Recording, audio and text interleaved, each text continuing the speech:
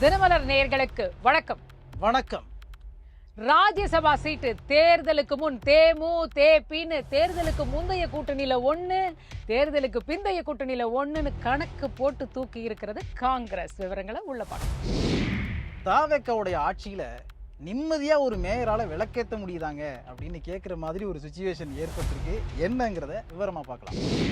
கண்ணீர் மல்க ஆலிஷா கொடுத்த ஒரு பேட்டிக்கு மறுநாளே நடவடிக்கை பாய்ந்திருக்கிறது.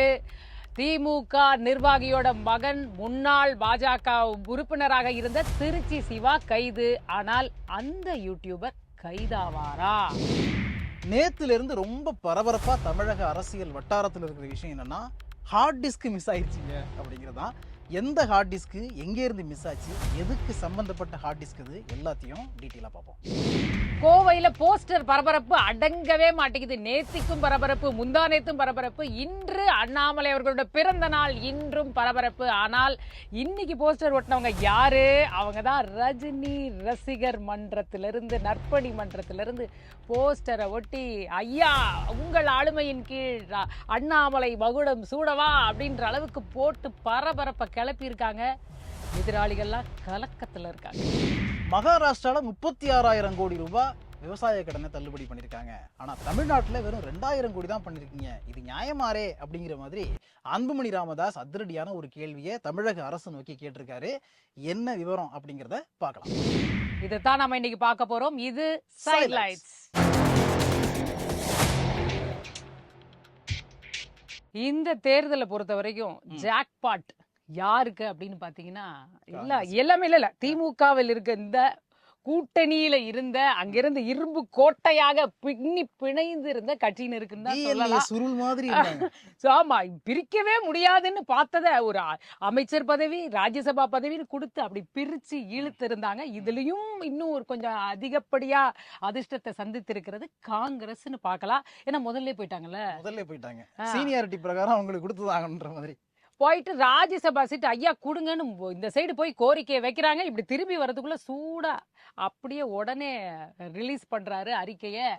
ஆமா கொடுத்துட்டோம் யா, தாவேகா தரப்புல இருந்து ராஜ்யசபா சீட்டு 1 கேரண்டி, எடுத்துக்கோங்க போங்க. மயிலம் தொகுதியுடைய எம்எல்ஏவா இருக்கக்கூடிய CV சண்முகம் அவர்கள் அவருடைய ராஜ்யசபா பதவியை ராஜினாமா பண்ணார் இல்லையா?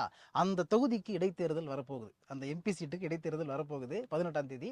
இதற்கான இழுபறி நடந்துகிட்டு இருக்கு. அந்த சீட்டை யாருக்கு ஒதுக்குறது அப்படின்னு நடந்துகிட்டு இருக்கும் போதுதான் இழுபறி இல்லையா, இப்படி போனாங்க இப்படி வந்துருச்சுங்கிற எங்க இழுபறி? வெளியில அப்படிதானே பேசுறாங்க அவங்க. இல்லையா, எல்லாரும் பேசினாரு. அதுக்கப்புறம் தான் காங்கிரஸ் போவாங்க. இப்படி போனா இப்படி போயிட்டு வழியில வரும்போது இன்னொரு பக்கம் அறிக்கை வந்துரும், நாங்க பேசியிருக்கோம் அப்படின்னு வந்துரும். இங்க பாத்தீங்கன்னா இந்த செல்வ பிறந்தகையே அப்பவே சொன்னாரு. அப்படி அங்க இருந்தது என்னமோ கலைஞர் மாலை செலுத்தி மரியாதை செலுத்த போனாரு. இந்த சைடு பார்த்தா ராஜ்யசபாவா பேசியிருக்கோம் அப்படின்னு சொல்லிட்டே போனாரு. பார்த்தா இல்ல, சிதம்பரம் முதலமைச்சரை பார்த்ததே இதுக்காகத்தான் அப்படிங்கிற டயலாக். அவரும் ஒரு, நான் மறந்துட்டேன் பாருங்க, அவரும் ஒரு சக்சஸ் தான். அப்படி போனாரு, கூட்டணியை கன்ஃபார்ம் பண்ணாரு, இப்படி போனாரு, ராஜ்யசபா சீட்டை கன்ஃபார்ம் பண்ணாரு. காங்கிரஸ்ல எல்லாருமே கில்லிங்க அப்படிங்கிறது தான் புரிஞ்சுக்க முடியுது. ஆனா தாவேகாவோட ரகசியம் தான் இந்த இடத்துல எல்லாருக்கும் ஒரு கேள்விக்குறியா இருக்கு. ஏன்னா இவ்வளவு தூரம் ஜெயிச்சாங்களே, இவ்வளவு தூரம் வந்திருக்காங்களே, ஒரு ராஜ்யசபா சீட்டு அதை எப்படி தவற விடுவாங்க? இண்டி கூட்டணிக்குள்ள போவாங்களா? இப்படி எல்லாம் பல விஷயங்கள் வைக்கும் போது சர்ன்னு பேக் வாங்கிருக்காரு. அமைச்சரவைக்குமே நாங்க ஆளு தேடிக்கிட்டு இருக்கிறோம். இதனால இப்போதைக்கு கொஞ்சம் நம்ம அட்ஜஸ்ட் பண்ணுவோம், கொஞ்சம் பிரச்சனையை தள்ளி போடுவோம், கொஞ்சம் பிஜேபி நம்ம மேல கோவம் கொள்ளாம பாத்துக்குவோம்னு நினைச்சிட்டாரோ நம்ம அங்கேயும் போய் எதையாவது பேசி பம்பு விலைக்கு வாங்கிக்க வேண்டாம்னு சொல்லி கொஞ்சம் சுமூகமா இணக்கமா போயிருவோம்னு நினைச்சு சாமர்த்தியமா பண்ணிருக்காரான்றதும் யோசனைக்குரியதா தான் இருக்கு. அது சிதம்பரம் ரகசியம்னு வச்சுக்கலாம். சென்னை திருவிக நகர்ல இருக்கக்கூடிய ஒரு உருது பள்ளி, அந்த பள்ளியில ஒரு நிகழ்ச்சி. அந்த நிகழ்ச்சியில குத்து விளக்கு ஏற்றி தொடங்கி வைக்கணும் அப்படின்னு மேயரை கூப்பிட்டு இருக்காங்க. அதே நிகழ்ச்சிக்கு அந்த தொகுதியினுடைய எம்எல்ஏ, தாவேகா எம்எல்ஏ பல்லவி அவர்களும் வரவழைக்கப்பட்டிருக்கிறார். ஸோ 2 பேரும் போயிருக்காங்க. அப்ப நடந்த விஷயம் தான் ரொம்ப இன்ட்ரெஸ்டிங்கா வைரல் ஆகிட்டு இருக்கு. குத்து விளக்கு ஏத்த சொன்னா கும்மாங்குத்து குத்திருக்காங்களா? குத்து விளக்கு ஏத்துறதுக்கு இவங்க மெழுகுவத்தியை எடுக்கும் பொழுது கொடுக்க முடியாதுன்னு சொல்லிட்டு இவங்க தரல, மேயர் அதுல டென்ஷனாக சண்டை அளவுக்கு போயிருக்கு. அந்த மாதிரி நடக்கும்பொழுது அடுத்ததுல நீங்களே குத்து விளக்கு ஏத்துங்க அப்படின்னு சொல்லிட்டு மேயர் பிரியா இவங்க கிட்ட கொடுக்க, அதெல்லாம் எனக்கு தேவையில்லைன்ற மாதிரி அவங்க வெளில போக, அதுக்கப்புறம் அங்க இருக்கக்கூடிய அதிகாரிகள்லாம் சமரசம் பண்றதுக்கு முயற்சி பண்ணிருக்காங்க. இதுக்கு பின்னாடி இன்னொரு இன்னொரு விஷயம் இருக்கு. இன்னி வரைக்கும் மேயர் அவர்கள் முதலமைச்சரை சந்திக்கவே இல்ல அப்படின்னு பாக்குறோம். அதுக்கு ஒரு காரணம் சொன்னாங்க, இங்க ஆர்த்தோ டாக்டர் கால் கொஞ்சம் பாத்துக்கங்கம்மான்னு சொல்லிட்டாங்க. ஆமா, அதனால முன்னாடி அந்த வண்டியிலேயே சைடுலயே தொங்கிக்கிட்டே போயிட்டு இருந்தாங்க. போன ஆட்சி அதனால ஏற்பட்ட கால்வலியா இருக்கும்னு நினைக்கிறேன். அதான் சொல்றேன். அதுக்கு இப்பதான் ட்ரீட்மெண்ட் பாத்துக்கிறாங்க. ஆனா வந்து இந்த விழாவே இதுதான் நினைக்கிறேன். ஆமாங்க. அதாவது கடந்த 5 வருடங்கள்ல அவங்களுக்கு வந்து இந்த மாதிரி ட்ரீட்மெண்ட் பார்க்கறதுக்கெல்லாம் நேரமே கிடையாது. நிறைய ஆய்வு பண்ணிட்டே இருந்தாங்க. நிறைய இடங்கள்ல போயிட்டு அந்த மாதிரி ஆய்வெல்லாம் பண்ணி ரிப்போர்ட் எல்லாம் கொடுத்தாங்க. போன மாசம் வந்து 99% மழைநீர் வடிகால் பணிகள் வந்து முடிவடைந்தது அப்படின்னு சொல்லிட்டு நீதான் 100 அடுத்த தூரம் அடுத்த மாசம் வந்து 94% பணிகள் முடிவடைந்தது அப்படின்லாம் ஸ்டேட்மெண்ட் கொடுத்துட்டு இருந்தாங்க. அந்த மாதிரி அவங்க பிஸியா ஓடிட்டு இருந்ததுனால இந்த மாதிரி ட்ரீட்மெண்ட் பண்றதுக்கு டைமே கிடையாது. ஸோ இப்பதான் கொஞ்சம் ரெஸ்ட் கிடைச்சிருக்கிறதுனால ட்ரீட்மெண்ட்டுக்கு போயிருப்பாங்க. ட்ரீட்மெண்ட் முடிஞ்சு வந்தும் கூட இன்னும் முதலமைச்சரை பார்க்கல. அதுக்குள்ள இந்த பஞ்சாயத்து வேற வந்துருச்சு. எம்எல்ஏ கோவம் கொண்டு வெளியேற, அதுக்கு அடுத்த எம்எல்ஏ மாட்ட நீங்களே ஏத்துக்குமா அப்படின்னு சொல்ல, இவங்கெல்லாம் ஒரே ஆதரவாளர்கள்லாம் ஒரே ஜாலியா இந்த சைடு அவமானங்கிறாங்க, இந்த சைடு பதிலடிங்கிறாங்க, இவங்க வேற ஒரு பக்கம் கும்மாங்குத்து போட்டுக்கிறாங்க. நியாயமான விஷயம் என்னன்னு பாத்தீங்கன்னா, மேயர் தானே புரோட்டோகால் படி விளக்கு ஏத்தி வைக்கணும். அதத்தாப்ப மேயர் சொல்றாங்க, ஏங்க எல்லாமே நீங்க புரோட்டோகால் பண்ணி தான் நடக்கிறீங்களா? ஓகே. எல்லாம் அப்படித்தான் செஞ்சிட்டு இருந்தீங்களா கடந்த ஆட்சி காலத்துல இருந்து? சொல்லுங்க. அப்பவும் தானே இதே அதிமுக சட்டமன்ற உறுப்பினர்கள் எங்களை கூப்பிடவே இல்லப்பா ஃபங்க்ஷனுக்கு அப்படின்லாம் சொன்னாங்கல்ல. இப்ப மட்டும் நியாயம்லாம் வருது ஐயா. உங்களுக்கு வந்தா ரத்தம், எங்களுக்கு வந்தா தக்காளி சட்னியா? அண்ணாமலை அவர்களுக்கு பிறந்த நாள், டெல்லியில் சிறந்த நாள் அப்படின்னு சொல்லிட்டு 2 நாளா டெல்லியில முகாமிட்டு மாறி மாறி எல்லாரையும் சந்திச்சு இன்றைக்கு பிரதமரை சந்தித்து இருக்கிறார். அண்ணாமலை வாழ்த்து பெற்றிருக்கிறார். ஒரே ஆளு பாருங்க, இங்க இருந்து அங்க போறாரு, போயிட்டு என்டையர் தமிழ்நாட்டையே அப்படியே அவர் பக்கம் திருப்புறாரு. ஆமா, சும்மா நீங்க இதையே பேசியது 2 பேர் தான் இவங்க அவங்க, நீங்க அப்படியெல்லாம் இல்ல தம்பி நானும் இருக்கேன்னு சொல்லி அவர் 3 நாளா தலைப்பு செய்திகள்ல ஆக்கிரமிப்பு பண்ணிட்டு வெர்சஸ் அண்ணாமலை அந்த மாதிரி. இல்ல இப்ப நீங்க யோசிச்சுக்கிட்டு 2 பேருமே காண போயிருக்காங்களே. இப்போ அண்ணாமலை அவர்கள் தான் இப்ப பாத்தீங்கன்னா ஆங்கில ஊடகம் எல்லா ஊடகத்திலயும் தொடர்ந்து வந்து செய்திகள் வந்து கொண்டே இருக்கு. இதுல ஒரு பரபரப்பை ஏத்தும் விதமா கோவையில ஒரு புது போஸ்டர், புது பிரச்சனை. இன்னொரு போஸ்டர் கூட இருந்தது. ஒரு பக்கம் வந்து அண்ணாமலை அவர்கள் ரைட் ஹேண்ட்ல ரஜினியும் லெஃப்ட் ஹேண்ட்ல அஜித்தையும் பிடிச்சிட்டு நிக்கிற மாதிரியான ஒரு போஸ்டர். இன்னொரு போஸ்டர் பார்த்தீங்கன்னா, ஐயா உங்கள் ஆளுமையின் கீழ் அண்ணாமலை அவர்கள் மகுடம் சூட வா தலைவா அப்படின்னு போட்டு ரஜினி அவர்களுடைய போட்டோவை போட்டு ரஜினி வந்து ரசிகர் நற்பணி மன்றத்துல இருந்து ஒருத்தர் மிஸ் ஆகுறாரு. யாரு? தமிழருவி மணியன். நீங்க அவரெல்லாம் ஞாபகப்படுத்துறீங்களே. என்னென்னமோ சொல்றாங்க, இது ரஜினிக்கு தெரியுமா அப்படின்னு தெரியல. அவர் வந்து ஒரு காலத்துல அண்ணாமலையை பாராட்டினாருன்றது கரெக்ட் தான். அதை வைத்து இன்றைக்கு அண்ணாமலை கட்சி தொடங்குறதுக்கு அவர் தான் உதவுற மாதிரியான ஒரு என்டையர் சீன் வருது. இதுக்கும் எல்லாரையும் கூப்பிட்டு ஏதாவது விளக்கம்? ஆக்சுவலா அரசல் புரசலா இன்னொரு டாக் இருந்துச்சு. தமிழகத்துல வந்து ஆன்மீக அரசியல் பண்ண போறோம் அப்படின்ட்டு ரஜினிகாந்த் கிளம்பும் போது, அரசல் புரசல் இல்லப்பா, அது என்னமா மீம் கண்டென்ட்டா ஓடிச்சு. அதான் அப்ப வந்து அவர் டார்கெட் பண்ணதே, அதாவது பிஜேபிக்கு ஃபுல்லா பின்னாடி இருக்காங்க, ரஜினியை வந்து தமிழகத்துல ஒரு மிகப்பெரிய அரசியல் சக்தியா அப்படியே உருவெடுத்து கொண்டு வர வச்சுட்டு எலெக்ஷன்லாம் முடிஞ்சு முதலமைச்சர் யார் அப்படின்னு வரும்பொழுது அண்ணாமலை வந்து வாங்க நீங்க வந்து உட்காருங்க அப்படின்னு ரஜினி சொல்லுவாருன்ற மாதிரி பிளான் பண்ணி ஒரு ஸ்கெட்ச் போட்டு ஒர்க் பண்ணிட்டு இருக்காங்க. இப்ப கூட நீங்க சொல்றது லைட்டா ஒர்க் அவுட் ஆகுமோ? எங்கேயோ போறீங்கன்னு நினைக்கிறேன். கடைசியில ரஜினி வந்து கோடிகளில் சொத்தெல்லாம் சேர்த்து வச்சிருக்காரு. அவர் தான் கட்சிக்கு எல்லாத்தையும் செலவு பண்ணணும் அப்படின்னு சொன்னதுனால குடும்பத்துக்குள்ள சண்டையாகி இல்லப்பா எனக்கு இதெல்லாம் செட் ஆகுன்னு சொல்லிட்டு வெளில வந்துட்டாருன்ற மாதிரி எல்லாம் ஒரு தகவல் வந்துச்சு. சரி, ரஜினி அவர்கள் நீங்க கவலைப்படாதீங்க, நிச்சயமா விளக்கம் கொடுத்துருவாரு. இதுவும் போயிட்டே இருக்கு. ஏன்னா இப்ப அந்த மாதிரி ட்ரெண்ட்ல இருக்காரு. முன்னாடி எல்லாம் விளக்கமே கொடுக்க மாட்டாரு, இப்ப கூப்பிட்டு வலிய விளக்கங்களை கொடுத்துட்டு இருக்காரு. ஆமா, அதனால இதுக்கு விளக்கம் கொடுத்துருவாரு. இதுக்கு நடுவுல டெல்லியில நயினார் நாகேந்திரன் அவர்களை கூப்பிட்டு அண்ணாமலை அவர்கள் என்னென்ன பிராது கொடுத்தாரோ அதுக்கெல்லாம் பதில வாங்கி இருக்கிறாங்க அப்படின்னு நம்ம சொல்லிட்டு இருக்கும்போது நயினார் நாகேந்திரன் அவர்கள் அப்படி டப்புன்னு திருப்பி போட்டு, என்ன நடக்குது தமிழ்நாட்டுலன்னு தெரியுமா? 23 நாள்ல 25 கொலை, 25 நாள்ல 23 கொலை, அப்படி இப்படின்னு சொல்லி முடிச்சு என்ன சொன்னீங்க? ராஜினாமாவா? அண்ணாமலை அவர்களா? அப்படியா? இப்படி ஒண்ணு நடந்துச்சா? எங்களுக்கு தெரியாதேப்பா, எங்க வரைக்கும் இதெல்லாம் வரவே இல்லை. அந்த ரேஞ்சுக்கு ஒரு கேள்வி கேட்டிருக்கிறாரு. உண்மையிலேயே அவர் வந்து வாய் வழியாகத்தான் சொல்லி இருக்காரு அப்படின்னு சொல்லப்படுது. அமித்ஷா கூட இமெயில்ல தான் அனுப்புவாரு. ஏற்கனவே 2 தடவை இந்த மாதிரி ராஜினாமா அண்ணாமலை அவர்கள் சொல்லியிருக்காரு. இப்படி எல்லாம் சொல்லப்பட்டாலும் இந்த முறை கன்ஃபார்ம்டா அது நோக்கிதான் போகுது அப்படின்னு எல்லாருமே வந்து அதை வந்து ஊர்ஜிதப்படுத்திக்கிட்டே தான் வர்றாங்கன்றத பாக்குறோம். ஆனாலும் பாவம் நயினார் நாகேந்திரன் அவர்களுக்கு தெரியும். இந்த ஹார்ட் டிஸ்க் அப்படிங்கிற ஒண்ணு இருக்குல்ல, அதுக்கும் தமிழ்நாட்டுக்கும் ஒரு பெரிய கனெக்ஷன் இருக்கு அப்படின்னு நினைக்கிறேன். 2024 சூப்பர் ஸ்டார் ரஜினிகாந்த் நடிச்சு லால் சலாம் அப்படின்னு ஒரு ரூமா படம் வந்துச்சு. சரி அந்த படம் வரும்பொழுது இந்த படத்துல வந்து என்னங்க இப்படி எடுத்து வச்சிருக்கீங்க படத்தை அப்படின்னு நிறைய நெகட்டிவ் ரிவ்யூ எல்லாம் வரும்பொழுது படத்துடைய டைரக்டர் ஐஸ்வர்யா என்ன பண்ணாங்கன்னு பாத்தீங்கன்னா, முக்கியமான ஃபைல் இருந்த ஹார்ட் டிஸ்க் எல்லாமே தொலைஞ்சு போச்சு, எடுத்த முக்கியமான ஷார்ட்ஸ் எல்லாம் சீன் வந்து ஷார்ட்ஸ் மிஸ் எல்லாம் ஆயிடுச்சு, போச்சு அதனால வெட்டனது ஒட்டுனதெல்லாம் கலந்துருச்சு ஒரு அந்த மாதிரி போட்டோ அப்படின்னாங்க.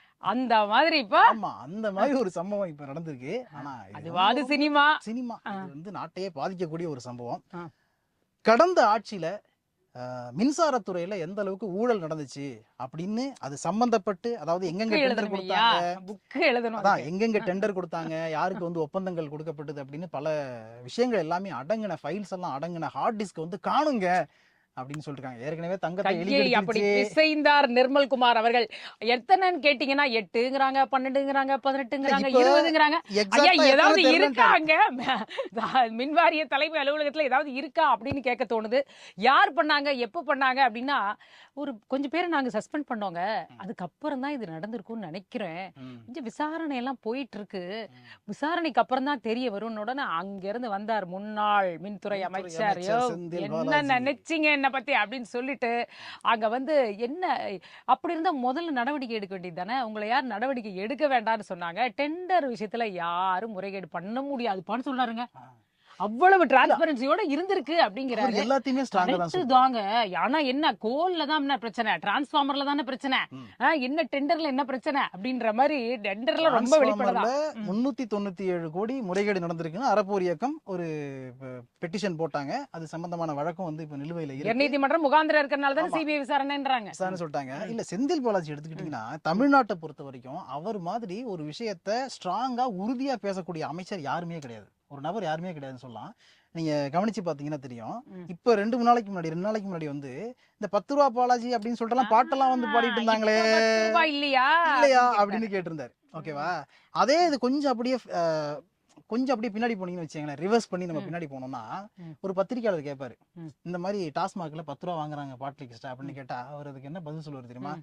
எந்த கடை சொல்லுங்க, கடை என்னு சொல்லுங்க, ஆ, எந்த இப்ப கடையில பாரு வாங்குறாங்கன்னு இப்ப சொல்லுங்க. நடவடிக்கை எடுக்கிறேன் பாரு நானு. எடுங்க சொல்லுங்க எந்த கடை, ஆ. எல்லா இடத்துலயும் வாங்குறான், எல்லா இடத்துலயும் பொதுவா பாருப்பா, நீங்க அந்த சொல்லக்கூடாது. பதில் கடை ஒரு- என்னு சொல்லுங்க. அந்த பதில் இப்ப தாவேகா அமைச்சர்கள் சொல்ல தெரியுதான்னு பாருங்க. ம். அதுதானே இங்க பிரச்சனையாக இருக்கு. அதனால தானே இவங்க ஓவர் டேக் பண்ணி ஆமா. ஒவ்வொன்றுக்கும் இன்னைக்கு பதில் சொல்லிட்டு இருக்காங்க. இப்ப நிர்மல்குமார் அவர்கள் வந்து ஏன் போட்டாரு, இல்ல ஏன் வந்து மேல் அதிகாரிகளை மட்டுமே சந்திக்கிறாரு, எல்லா ஆய்வு கூட்டங்களும் ஏன் நடத்தல இவரு, ஏன் கடைநிலை அதிகாரிகளை சந்திக்கல அவருன்னு படிப்படியா கேள்விகளை அடுக்கி வச்சிருக்காரு. என்ன ஒரு எல்லா விஷயத்துக்குள்ளயும் ஒரு தர்க்கா என்ன சஸ்பென்ஷன் பண்ணதுக்கு அப்புறம் தான் இதுன்னு சொல்லும் பொழுதே அங்க உள்ள என்ன நடக்குது அப்படிங்கறது வந்து ஒரு கேள்விக்குரிய. அன்புமணி அவர்கள் அது தொடர்பாகவும் கேள்வி கேட்டிருக்காரு. ம். என்னையா நடக்குது, நீங்க என்னய்யா வந்து நடக்குது? இவ்வளவு காணா போகுது, இவ்வளவு என்ன இது ரொம்ப சீரியஸான ஒரு விஷயமா நம்ம கன்சிடர் பண்ணி பார்த்து கண்டுபிடிச்சு யாரு என்னன்னு இப்பவே தெரியணும் எனக்குன்ற ரேஞ்சுக்கு அவர் ஒரு அறிக்கையை விட்டிருக்கிறாரு. மின் வாரியத்துல இப்ப ஊழல் நடந்துச்சா இல்லையா? தெரிஞ்சிரும். கொஞ்ச நாள்ல அந்த சிபிஐ வழக்கு முடிஞ்சதுக்கு அப்புறம் தெரிஞ்சிரும். முகாந்திரம் இருக்குன்னு தானே கோர்ட்டே அதுக்கு வந்து இல்லப்பா, அனுமதி செந்தில் பாலாஜி கொடுத்திருக்காங்க. அவர்கள் சொன்னாரு, நாங்க இருக்கும்போது கூட தான் 1.5 லட்சம் கோடி கடன்ல தான் நாங்க ஆட்சிக்கு வரும்போது. ஆமா. கரெக்ட் தான், காலங்காலமா கடன்ல இருக்குங்க. கரெக்ட் தான். நீங்க என்ன பண்ணீங்க, கட்டணத்தை உயர்த்துனீங்களே, அப்ப அதை வச்சு எதுவுமே பண்ணலையா? டிரான்ஸ்ஃபார்மர் வாங்கினாங்க. மக்கள் தான் யோசிக்கணும். ஏன்னா 1.5 லட்சம் கடன் அப்படியே நீடிக்குதுன்னா அதுக்கான அர்த்தம் என்ன இருக்குது? நம்ம அவ்வளவு பணம் கொடுத்தோம். இப்ப வந்து என்ன சொல்றாரு, ஒரு கூட்டத்தை கூட கூட்டி நீங்க வந்து அந்த மின்வெட்டை சரி செய்யறது நடவடிக்கை எடுக்கவே இல்லை அப்படிங்கிற குற்றச்சாட்டையும் அவர் சேர்த்து வச்சிருக்காரு. இல்ல, மின்வெட்டுக்கு காரணமே பின்னாடி இருக்கிற போட்டோ தான் அப்படின்லாம் சொல்றாங்க ஐயா. அங்க ஒர்க் பண்றவங்க எல்லாம் இன்னும் பற்றுறுதியோட இருக்கிறாங்க. அணில் அவர்கள் கடிச்சு செய்கிற கரண்ட் இல்லாம போன காலம் எல்லாம் இருக்குங்க தமிழ்நாட்டுல. அதை விட இது மோசம் கிடையாதுங்க. கரெக்ட் தானே? எல்லாத்துக்கும் டைம் கேக்குறீங்களே, சட்டம் ஒழுங்குக்கு டைம் கேட்க முடியுமா, அடிப்படை விஷயத்துக்கு டைம் கேட்க முடியுமா? ஏதோ போனா போகுது சில வாக்குறுதிகளை அப்புறமா நிறைவேற்றுறோம்னு சொன்னா நாங்க எப்படி மக்கள் 2.5 வருஷம் பொறுத்திருந்தாங்களோ அது மாதிரி பொறுத்திருப்போம். ஆனா எல்லா விஷயத்திலையும் பொறுத்திருக்க மாட்டோம், நாங்க அந்த மாதிரி கட்சி இல்லைன்னு செந்தில் பாலாஜி அவர்கள் சொல்றாரு. இதுக்கு நிர்மல்குமார் ஏதாவது விளக்கம் கொடுப்பாரா அப்படின்றத பொறுத்திருந்து பார்ப்போம். பிஜேபியின் ஆலிஷா அவர்கள் நேற்றைக்கு வந்து ஒரு பெரிய புகார் கண்ணீர் மல்க வந்து கொடுத்தாங்கன்னு பார்த்தோம். கமிஷனர் ஆஃபீஸில் கொடுத்துட்டு வெளில வந்து ப்ரெஸ்ஸுக்கு பேட்டி கொடுத்தாங்க. 2 வருஷமாகவே என்னை பற்றி பேசிக்கிட்டு தான் இருந்தாங்க. நான் பிஜேபியில் சேர்ந்ததுலேருந்தே என்னை வந்து ரொம்ப டார்கெட் பண்ணிக்கிட்டே இருந்தாங்க. வந்து சூர்யா சிவா அவர்களும் யூடியூபர் வந்து முக்தார் அவர்களும் டார்கெட் பண்ணிட்டே தான் இருந்தாங்க, பேசினாங்க. சரி என்னமோ பேசிட்டு போறாங்கன்னு விட்டுட்டேன். ஆனால் 12 நாட்களுக்கு முன்பு என்னுடைய இரட்டை குழந்தைகளை பத்தி போட்டு அவர்களை வந்து தவறாக சித்தரித்து ரொம்ப ஆபாசமாக பேசியிருக்காங்க. என்ன போல்டான என்னைக்கே இன்னைக்கு வந்து உடையிற அளவுக்கு என் நிலைமை ஆயிடுச்சு. இதுக்கு உடனடியாக ஒரு நடவடிக்கை தேவை அப்படின்னாங்க தாவேகா அரசு. அடுத்த நொடியே நடவடிக்கை எடுத்துட்டாங்க. அதுதாங்க மாற்றம். ஒருத்தர் தான் எடுத்திருக்காங்க, இன்னொருத்தரை எடுக்கல அப்படிங்கறது தான் அவரு பாக்குறோம். ஒரு 10 நாளைக்கு முன்னாடி அவருக்கு ஒரு நடவடிக்கை எடுத்தாங்க. திடீர்னு அவர் அரெஸ்ட் பண்ணி ஒரு விசாரணை அப்படின்னு சொல்லிட்டு அதுக்கப்புறம் வெளில விட்டாங்க. வந்து போறாரு. அதனால வந்து அவர் ஆல்ரெடி அந்த லிஸ்ட்ல தான் இருக்கிறார். கூடிய சீக்கிரமே அவர் மேலேயும் நடவடிக்கை எடுக்கப்படும் அப்படின்னு. இல்ல இது வந்து ரொம்ப காலமாகவே அவங்க வந்து கொஞ்சம் அவர்களுடைய எல்லையை தாண்டி நிறைய பேரை ஆண் பெண்ணுன்னே பார்க்காம எல்லாரை பற்றியுமான ஒரு விமர்சனங்களையும் ஒரு அவதூறுகளையும் சொல்லிக்கிட்டே வர்றத வந்து பார்க்கிறோம். உண்மையிலேயே வந்து ஊடகவியலாளரா நமக்கும் கூட இது வந்து சரிதானா, இது இப்படி போறது அப்படிங்கிறது ஒரு பெரிய கேள்வியாகத்தான் இருக்கு. பார்க்கலாம், இப்படியாவது ஒரு நடவடிக்கை எடுக்கப்பட்டு இதற்கெல்லாம் பதில் கிடைத்து ஒருவேளை அவர் பக்கம் நியாயம் இருக்கா இல்ல இவங்க பக்கம் நியாயம் இருக்கா அப்படிங்கிறது வெளியில வரட்டும். என்னங்க நினைச்சுக்கிட்டு இருக்கீங்க நீங்க? என்ன நினைச்சுக்கிட்டு இருக்கீங்க? ஆட்சிக்கு வந்து 20 நாள் கிட்ட ஆகிருச்சு. ஆனா எந்த நடவடிக்கையும் எடுக்க மாட்டீங்க. விவசாய கடன் கையெழுத்து போட்டுமேங்க. விவசாய கடன் ரத்து அப்படின்னு சொன்னீங்க, வெறும் 50,000 வரைக்கும் தான் ரத்து அப்படின்ற மாதிரி பண்ணி வச்சிருக்கீங்க அப்படின்னு சொல்லிட்டு அன்புமணி ராமதாஸ் பயங்கரமா கொந்தளிச்சிருக்காரு. என்ன விஷயம்னு கேட்டீங்கன்னா, விவசாய கடன் ரத்துங்கிறதுல மகாராஷ்டிரால வந்து 36,504 கோடி ரூபாய் அளவுக்கு ரத்து பண்ணிருக்காங்க. ஆனா தமிழ்நாட்டுல 2044 கோடி ரூபாய்க்கு தான் நீங்க வந்து அந்த 10 மடங்குக்கு மேல எப்படி மேட்ச் ஆகல, 10 எல்லாம் இல்ல, எங்கேயோ மடங்குல இருக்கு. ரொம்ப கம்மியா இருக்கு. இதுக்கு முன்னாடி ஆக்சுவலா இந்த மாதிரி நடந்ததே இல்ல. ரொம்ப பூவரா இருக்கு இந்த விஷயம்னு சொல்லிட்டு ஒரு கண்டன அறிக்கையை கொடுத்திருக்காரு. அது மட்டும் இல்ல, கொஞ்ச நாளைக்கு முன்னாடியும் 2 நாளைக்கு முன்னாடி கூட ஒரு அறிக்கை கொடுத்திருந்தாரு. மேகதாது அணை பத்தி நீங்க எதுவும் பேசல. ஏன்னா டிகே சிவகுமார் இல்ல அவரு இந்த மகாராஷ்டிரா தமிழ்நாடு ஏன்னா ரெண்டுமே மாநிலம் தானே, 2 பேருமே முதலமைச்சர்கள் தான் சொன்னதை செய்ய போறாங்க. அங்க 5 வருடங்களுக்கான கடன் அப்படியே ஒரு அந்த பீரியட்ல வாங்கின கடனை யாரா இருந்தாலும் சரி, சிறு குறு பெரு எல்லாருக்கும் 2 லட்சம் ரூபாய், ஒரு விவசாயிக்கு 2 லட்சம் ரூபாய் கடன் தள்ளுபடின்னு எல்லாருக்குமானதா அறிவிக்கப்பட்டுதான் நீங்க சொல்ற அந்த 36,000 கோடிங்கிறது ரீச் ஆயிருக்குங்கிறத அவர் சொல்றாரு. அது மட்டும் இல்லாம நிதிநிலை அறிக்கையிலேயே அதுக்கு தொகையும் ஒதுக்கி அவங்க இந்த அனௌன்ஸ்மெண்ட்டை கொண்டு வந்தாங்க. நீங்க பிரச்சனை என்னன்னா, விதிகள் ஒரு தடையில்லை, இதற்கு மனம்தான் தடையாக இருக்கிறது அப்படின்றதான் அன்புமணி இன்னைக்கு உடைச்சிருக்கிறாரு. ஏன்னா மகாராஷ்டிரால மனம் இருந்திருக்கிறது செஞ்சிருக்காங்க. நீங்க என்ன சொல்றீங்க, நபார்டு வங்கி தான் இதுக்கு காரணம், நபார்டு வங்கி ரூல்ஸ்ன்னு வந்து சொல்றீங்க. ஒண்ணுமே கிடையாதா? இதுல ரிசர்வ் பேங்க் கிட்ட பெர்மிஷன் வாங்கணுமா, அதை தாண்டி என்ன அமௌண்ட்டோ அது பேங்க் கார்டு கட்ட வேண்டிய அமௌண்ட்டோ அதை கொடுக்கணுமா, அதுக்கு 60 நாளைக்குள்ள அந்த பணத்தை கொடுக்கணுமா. இது 2 கண்டிஷன் இருந்தா நீங்க இந்த வந்து ஒட்டுமொத்தமாக விவசாயிகள் வாங்கிய கடனை தள்ளுபடி செய்யலாமா. அது மட்டும் இல்ல, மகாராஷ்டிரால எங்கெங்க இங்க வெறும் கூட்டுறவு வங்கி மட்டும்தான் நம்மளதுல சைன் ஆயிருக்கு. ஆனா அங்க பாத்தீங்கன்னா எல்லா வங்கியிலும், தனியார் வங்கியாக இருந்தாலும் சரி, பொதுத்துறை வங்கியா இருந்தாலும் சரி, எங்க வாங்கினாலும் தள்ளுபடி பண்ணிருக்காங்களாம். சோ இப்படி ஒரு முரண்பாடு எப்படி வருது? உங்க மனசுல ப்ராப்ளம் இருக்குது. வாக்குறுதி கொடுக்கும்போது நீங்க என்னென்னமோ சொல்லி கொடுத்துட்டீங்க, அதை கூட நீங்க காப்பாத்தல அப்படின்றதான் அவர் சுட்டி காட்டி இருக்கிறார். ஆனா திருச்சியில பேசும்பொழுது ஒரே வார்த்தையில ஒரு சென்டென்ஸ் மட்டும் சொன்னாரு முதலமைச்சர், விவசாய தோழர்கள் கவலை கொள்ள வேண்டாம் அப்படின்னாரு. ஒருவேளை ஏன்னா இப்ப ஒரு டீசர் ட்ரைலர் மாதிரி ஒருவேளை நிதிநிலை அறிக்கை தாக்கல் செய்யப்படும் பொழுது முறையா பணம் ஒதுக்கி அந்த விதிகளுக்கு உட்பட்டு செய்யப்படுமா அப்படிங்கிறது நம்ம பார்க்க தான் வேணும். நமக்கும் அந்த ஐடியா இல்ல. ஆனா அது முடியும் அப்படின்னா அதை செய்ய தவறுனா நிச்சயமா நம்ம பல கேள்விகளை அவரை நோக்கி எழுப்பத்தான் வேணும். இல்ல இன்னொரு பக்கம் பாத்தீங்கன்னா, இதுக்கு முன்னாடி கொடுத்த அன்புமணியுடைய அறிக்கையிலே வந்து நிறைய விஷயங்களை சுட்டி காட்டி சொல்லியிருந்தாரு. சரி, மேகதாது அணை பிரச்சனை பத்தி நீங்க பேசல, விவசாய கடன் பத்தி தள்ளுபடிக்கு வந்து ரொம்ப கம்மியா தான் கொடுத்துருக்கீங்க, அதுக்கப்புறம் குண்டாறு இணைப்பு திட்டம் பத்தி பேசல. சப்போஸ் வந்து இப்போ மேட்டூர் அணையில தண்ணி திறந்து விடவே இல்ல அப்படின்னா 12ஆம் தேதிப்பா நெக்ஸ்ட் என்ன ஆகும், குறுவை சாகுபடிக்கு என்ன ஆகும், முன்முனை மின்சார திட்டத்தை செயல்படுத்தணும், அது பத்தி எந்த அறிவிப்புமே கொடுக்காம நீங்க திருச்சியில பேசிருக்கீங்க அப்படின்னு சொன்னாரு. இதுக்கு அடிஷனலா இன்னொரு பாயிண்ட் என்ன ஆட் ஆகுது அப்படின்னு பாத்தீங்கன்னா, இப்போ கர்நாடக முதல்வராக பொறுப்பேற்றிருக்கக்கூடிய டி.கே. சிவகுமார் இருக்காருல்ல, அவரு அவரை சொன்னோன்னே என்னென்னமோ ஞாபகம் வந்துருச்சு எனக்கு. அவரு அந்த முதலமைச்சரா பொறுப்பேற்கிறதுக்கு முன்னாடியே வந்து கிட்டத்தட்ட சூடு அணைச்சு சத்தியம் பண்றாரு. கர்நாடகால இதாயா நான் பண்ணுவாங்க. அணைய கட்டியே ஆகுவேன், நான் அணைய கட்டியே ஆகும் அப்படின்னு சத்தியம் பண்றாரு. அப்படி சத்தியம் பண்ணும்போது அவர் என்ன சொல்றாரு, தமிழ்நாடு பத்தி எங்களுக்கு பிரச்சனை கிடையாது, எங்க தயவுல தாங்க அங்க ஆட்சி நடக்குது, காங்கிரஸ் கட்சியோட அவர் தயவுல தான் immature ஆட்சி politicianங்க, நடக்குது. மெச்சூரிட்டியே இல்லைங்க அவரு. அதனால அவர் கட்டுறது என்னங்க easy-ங்கிறாரு. திடீர்னு வந்தவருங்க, இப்படியே பேசியிருக்காருங்க. ஆமா. ஒரு இம்மெச்சூர் பாலிட்டிஷியன்னே பேசியிருக்காரு, மெச்சூரிட்டியே கிடையாது. அவர் வேணா அவர் இன்னொரு குண்டை தூக்கி போட்டிருக்காரு. டிஎம்சி ஆதரவு வேணா அவருக்கு இருக்கு, ஆனா ஐஎன்சியோட ஆதரவு எல்லாம் திமுகவோட தான் இருக்கு. அந்த இடம் தான் இப்போ கர்நாடகா பிரச்சனைக்குள்ள திமுகவும் இருக்கா திமுகவும் இருக்கா அப்படிங்கிற கொஸ்டினை வந்து கொண்டு சட்டுன்னு 2 பேரையும் கனெக்ட் பண்ணி விட்டுட்டு போயிட்டே இருந்துட்டாரு. அதனால இனிமேதான் இப்ப திமுக இதுக்கு என்ன பதில் சொல்ல போகுதுங்கிறத நம்ம பாக்கணும். ஆமா, முன்னாடி வந்து காங்கிரஸ் கூட்டணியில இருந்தாங்க, இப்ப அவங்களே வெளில போயிட்டாங்க. ஈஸியா அவங்க வந்து இந்த பக்கம் திருப்பலாம். காங்கிரஸ் தான் அங்க ஆட்சியில இருக்கு. திருப்பிட்டாங்கப்பா, அவரு ஆல்ரெடி திருப்பிட்டாங்க. அவரு இப்ப திருப்பிட்டாரு. மேகதாது பத்தி பேசுற திமுக பிரமுகர்கள் எல்லாருமே இப்ப குற்றம் சொல்றாங்க. அவர் ஏன் விஜய் கேட்க கூடாதா, அவர்கள் கூட்டணியான கூட்டணி இப்படி தானே அதெல்லாம் கேக்குறாங்க. ஆனா சிவகுமார் இப்படி டப்புன்னு இப்படி அதேதான் அவரு தூக்கிட்டாரு. இது போல இன்னும் பல புதிய செய்திகளுடன் சந்திப்போம். இது சைட்லைட்ஸ். நன்றி.